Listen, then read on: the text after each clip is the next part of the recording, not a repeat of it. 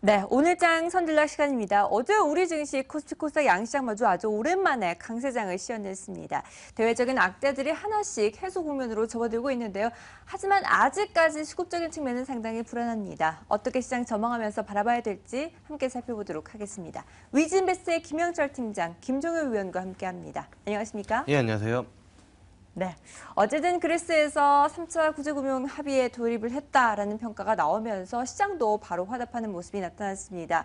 코스피가 2060선까지 빠른 회복세를 보여줬고 코스닥도 750포인트에 바짝 다가서고 있는데 아직까지 외국인은 돌아오지 않고 있네요. 이런 시장 어떻게 평가해야 될까요? 일단은 뭐 말씀해 주신 것처럼 대외 악재에 대한 부분들은 어느 정도 좀 완화가 됐지만 이런 부분들이 이제 외국인들의 매수 심리를 강하게 끌어올리기에는 아직까지는 좀 부족하지 않나 이렇게 좀 판단을 하고 있고요. 그 이유 자체가 대외 악재 요인이 완전히 해소된 게 아니라 개인적으로 평가를 하기에는 그냥 한시름 돌린 정도로 이제 좀 바라보고 있는 상황입니다. 왜냐하면은 그리스 일단은 뭐 합의는 했지만 이게 그리스 내부에서도 그 이제 의회를 통과를 해야 되는 그런 이슈도 좀 남아 있고 치프라스에 대한 거치도 상당히 애매해졌습니다. 왜냐하면 국민한테 반대를 해달라고 해놓고선 결국엔 더 이제 뭐 긴축을 뭐 강화한 그런 뭐 제안을 해놓고 그걸 합의를 했기 때문에 그 부분에서 노이즈가 추가적으로 발생될 가능성이 높다라고 이제 좀 보고 있는 상황이고요.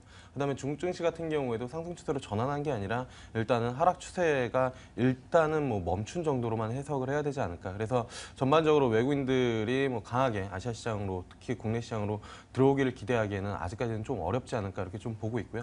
내부적으로도 실적에 대한 눈높이가 워낙 좀 낮기 때문에 이러한 부분들 모멘텀을 찾기가 좀 쉽지는 않다 이렇게 좀 판단을 하고 있습니다. 근데 일단은 전반적으로 시장은 그렇지만 어제 장만 놓고 보면은 외국인들이랑 기관 쪽 유일하게 동시에 이제 코스닥 쪽을 좀 강하게, 그러니까 중소형주 쪽을 좀 강하게 매수를 했다라는 측면에서는 일단은 대형주보다는 여전히 중소형주 쪽으로 리스크가 이제 좀 줄어드는 그런 상황이 발생되면은 빠르게 수급이 그쪽으로 들어와서 그쪽에서 수익률 게임이 일어나는 흐름들을 좀 볼 수가 있겠고요. 그러다 보니까 기존 주도주 같은 경우에는 슬리마, 그러니까 흔히 말하는 제약 바이오, 뭐 대표적으로 한미약품 같은 경우에는 그 제약 바이오 쪽 낙폭 이후에 오히려 빠르게 회복하면서 신고가를 오히려 한 번 더 기록을 하는 모습들을 좀 보여줬고 어제장 화장품 일부 이제 OEM, ODM 업체 기업들 중심으로 반등세가 나타났다라는 건 전반적으로 기존 주도주의 슬리마를 좀 보시면 좋을 것 같고 그 다음에 이제 어제 건자재주랑 그다음에 컨텐츠 업종 좀 강세 움직임이 나타났는데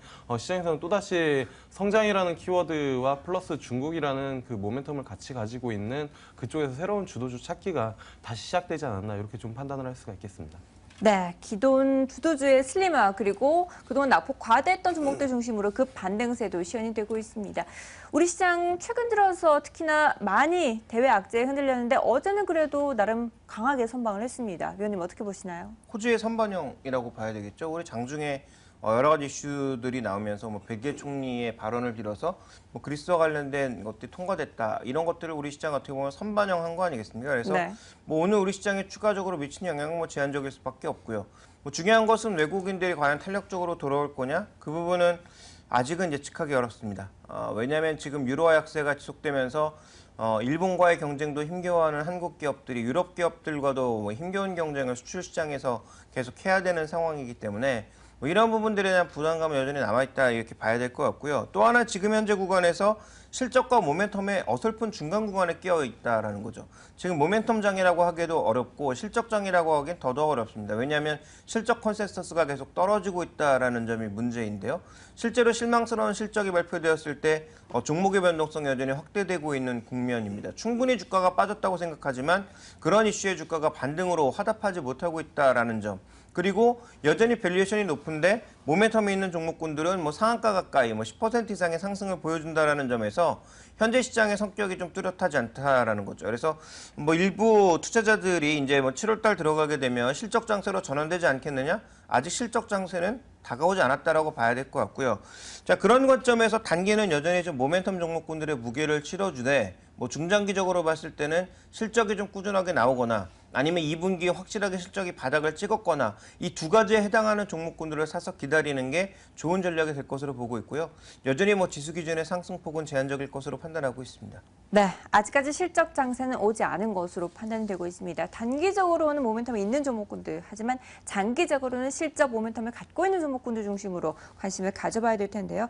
자, 그리고 어제 시장에서 인터넷 건자재 관련주들도 동반 강세를 시현했습니다. 사상 최대 실적을 보여주면서 일단 수주액이 상당히 좋게 나오고 있는데 건설사들 뿐만 아니라 건자재 관련주들까지 이렇게 강하게 끌어올리고 있네요. 예. 어떻게 보시나요? 일단은 뭐 그 좀 긍정적인 흐름들은 좀 이어질 가능성이 좀 높다라고 이제 좀 판단을 하고 있습니다. 사실 이제 지난주 목요일 날 이제 뭐 코멘트를 드렸을 때 네. 현대산업을 중심으로 이제 건자재 섹터 같은 경우에는 견조하게 좀 버틴다라고 이제 좀 말씀을 드렸었는데 일단 이번 주에 좀 강하게 추가적으로 움직이는 그런 모습들을 좀 보여줬고 일단 심리적인 부분들 같은 경우에는 7월 9일 이제 정부 정책 쪽에 대한 부분들 그리고 수치적인 측면으로는 앞서 말씀해 주신 것처럼 건설 수주액 자체가 07년 이후에 사상 최대를 기록을 하는 그런 흐름들을 좀 보여주다 보니까 심리적인 부분들 그리고 흔히 말하는 숫자적인 부분들이 뒷받침되면서 관련된 종목군들을 좀 끌어올리고 있다 이렇게 좀 판단을 하고 있습니다. 근데 중요한 거는 이게 이제 지속적일 것이냐에 대한 부분들을 고민을 해야 될 것 같은데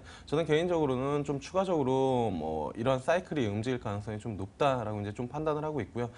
중요한 거는 사실 건설이나 조선 같은 경우에도 마찬가지지만 수주를 받으면은 그런 부분들을 이제 반영하는 그런 시점인데 과연 미래 이익을 얼마큼 땡겨와서 주가에 지금 반영을 하는지 그 부분들이 이제 좀 고민되는 시점이긴 하지만 어쨌든 투자 쪽이나 아니면 딱히 주도주가 없는 상황에서 이쪽으로의 수급 쏠림 현상이 좀 일어날 가능성은 좀 높다 이렇게 좀 판단을 하고 있습니다. 네. 관련된 종목들로 좀 보면은 일단은 뭐 건설 같은 경우에는 디벨로퍼 쪽으로는 SKD&D랑 그다음에 에머슨 퍼시픽 정도를 좀 보고 있는 그런 상황이고요. 그다음에 건설 같은 경우에는 뭐 지속적으로 좀 말씀을 드렸지만 현대산업 뭐 그 면세점 이슈로 인해서 좀 움직임들이 좀 나타났지만 현대산업 그리고 뭐 지속적으로 중소기업 중에서는 화성산업 그리고 이제 뭐 건자재 동아기업 그리고 대림비엔코 쌍용명의 이런 기업들이 관심 종목군이고요. 이쪽에서는 좀 탑픽으로 본다라고 하면은 디벨로퍼 쪽에서 SKD&D 그리고 이제 뭐 건설 쪽에서는 화성산업 그리고 건자재 쪽에서는 동아기업 이렇게 중심으로 좀 뭐 조정시마다 접근을 하는 게 맞지 않을까 이렇게 좀 보고 있습니다. 네, 알겠습니다. 디벨로퍼뿐만 아니라 시멘트 관련주까지 꼼꼼하게 종목별로 체크를 해주셨습니다. 자, 그리고 어제 시장에서 또 다른 종목군들의 흐름이 상당히 두드러졌습니다. 코스닥 시장에서 게임주들이 일제히 강세를 시현했는데요. 상반기에 부진함을 털어내고 하반기에 본격적으로 주요 게임사들 대부분 영업이익이 증가할 것으로 판단이 되고 있습니다. 일단 매수세가 집중이 되고 있는데 완전하게 기관뿐만 아니라 외국인까지 돌아온 건가요, 시장으로? 그렇게 판단하기는 조금 어렵지 않을까 이렇게 좀 보고 있는 상황이고요. 사실 지금 게임주가 왜 가는지를 알아야 어디까지 갈지도 좀 예상을 해볼 수가 있을 텐데 일단은 그간 신작이 부진하면서 2분기 때 상당히 이제 부진한 흐름들, 주가 흐름들을 좀 보여줬고 그게 이제 많이 빠졌다라는 인식, 그리고 이제 어느 정도 숫자는 나온다라는 인식, 그리고 3분기 하반기에 들어가서 신작이 뭐 성공이 된다라고 하면은 성장이 가능하다라는 스토리 이 세 개가 이제 맞물리면서 움직이고 있는데 개인적으로는 모바일 게임주들이 다시 이제 직전 고점으로 모두 다 넘기기에는 좀 어렵지 않을까 이렇게 좀 보고 있고 개별적으로 좀 접근을 해야 되는데 뭐 이 앞전에도 한번 뭐 코멘트를 드렸지만 개인적으로 좀 보고 있는 기업 같은 경우에는 NC소프트 그러니까 지적재산권 게임 스토리를 가지고 있는 기업과 그 다음에 이제 흔히 말하는 고프리 게임 쪽에 그 특화되어 있는 NH 엔터테인먼트 쪽으로 좀 대형 그 이제 게임사 위주로 좀 접근을 하는 게 맞지 않을까 이렇게 좀 판단을 하고 있습니다. 네, NC소프트나 NH 엔터테인먼트 같은 대형 게임사 중심으로 전략을 짜자라고 의견을 내주셨는데요. 위원님도 동의하시나요? 네, 뭐 대형주 위주로 가는 게 맞습니다. 왜냐하면 지금 게임주가 이렇게 가끔 불쑥불쑥 움직이고 있는 이유는 성장주 중에서 유일하게 숫자를 내고 있고 앞으로 숫자가 증가할 것이다라고 보고 있는 기업. 그러니까 지금 꿈을 먹는 기업이 아니라 꿈을 실현한 기업이고 이 꿈이 앞으로 더 확장될 것이라고 믿는 기업들입니다. 문제는 뭐냐면 최근에 TV를 보시면 이미 답이 나와 있습니다. 우리가 지금 광고에서 과거엔 보지 못했는데 가장 많이 보는 게 무엇입니까? 바로 게임 광고거든요. 그런데 그게 언제 되고 있느냐? 프라임 타임에 되고 있습니다. 그러면 광고비가 예전에 비해서 몇 배가 올라가고 있다는 얘기거든요. 그러면 좋게 생각하면 여기에다 광고를 집어넣을 정도로 게임 회사들이 많이 성장했구나 이렇게도 생각할 수 있는데요. 이게 이제 광고까지 하고 있다는 얘기는 뭐냐면 예전엔 광고 안 해도 팔아서 충분히 먹고 살 수 있을 정도가 됐는데 이제는 광고까지 해서 대량으로 물량을 때려 넣어야 이제 만족할 수 있을 정도의 매출과 이익으로 돌아온다라는 거죠. 그러면 앞으로 마케팅비는 기하급수적으로 증가할 수 있다라는 거고요. 이런 마케팅비, 브랜드력을 상쇄할 수 있을 정도의 규모가 없는 회사가 과연 이 치열한 경쟁 시장에서 지금 중국 같은 경우에도 수천만 명의 사람들이 게임 시장에 뛰어들고 있는데 이런 시장에서 살아남을 수 있느냐에 대해서는 고민이 필요합니다. 그래서 중소형주 위주의 접근보다는 브랜드력과 게임 개발력이 확인된 그리고 물량 싸움에서도 이길 정도의 체력을 갖고 있는 대형주 위주의 접근이 필요하다라고 보고 있기 때문에 저는 NC소프트와 컴투스 두 종목이 중심이 아닌가 이렇게 보고 있습니다. 네, 마케팅 비용 증가에 대한 그 부담감을 잘 소화해낼 만한 여력이 있는 종목군들, NC소프트라든지 컴투스 역시나 대형주 중심으로 관심을 가져보자라는 의견 내주셨는데요. 자, 오늘 시장도 추가 상승 기대가 됩니다. 그 안에서도 콕 집어서 주목해볼 만한 종목, 어떤 종목 있을까요? 일단은 시장 자체로 놓고 본다라고 하면은 여전히 시장에서는 이제 새로운 주도주, 성장에 대한 키워드를 가지고 있는 기업들 위주로 시장에서 조금 수급이 쏠릴 가능성이 높다라는 부분들은 좀 염두를 해두시고 시장을 좀 대응을 하시는 게 좋을 것 같고요. 관심 있게 보고 있는 기업은 인터로조라는 기업입니다. 일단은 1분기 실적이 이제 상당히 양호하게 나왔는데 우리가 흔히 이제 TV 광고에서 보는 그 수지 렌즈라고 이제 아이돌 그룹 수지가 이제 광고하는 그 수지 렌즈, 이제 컨택트 렌즈 쪽에 특화되어 있는 기업이고요. 일단은 국내 점유율 같은 경우에 현재 이제 아큐브랑 바슈롬에 이어서 3위를 하고 있는데 최근에 이제 점유율이 높아지면서 2위권으로 이제 올라갈 가능성이 좀 높다라고 이제 시장에서 예상을 하고 있는 그런 상황이고요. 그다음에 이제 국내뿐만이 아니라 이제 일본, 중국으로도 이제 수출을 하고 있는데 작년에 이런 부분들이 좀 미진했는데 1분기 때 턴하는 흐름들을 좀 보여줬고 특히나 이제 중국 쪽에 대한 그 수출이 양호할 것으로 이제 전망이 되면서 2분기 실적에 대한 부분들도 이제 상당히 긍정적으로 좀 잡히고 있다라고 이제 좀 볼 수가 있겠습니다. 그래서 전반적으로 그 추가적인 상승 이후에 어느 정도 조정을 받고 어제장에 강하게 양봉으로 좀 다시 돌려세우는 모습들을 좀 보여줬기 때문에 인터로조 좀 관심을 가져보면 좋지 않을까 이렇게 좀 말씀을 드릴 수가 있겠습니다.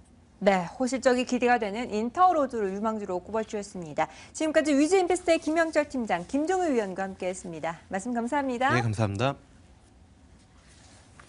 네, 굿모닝 마켓워치 1부 여기서 마무리하고요. 저는 잠시 후 2부에서 뵙겠습니다.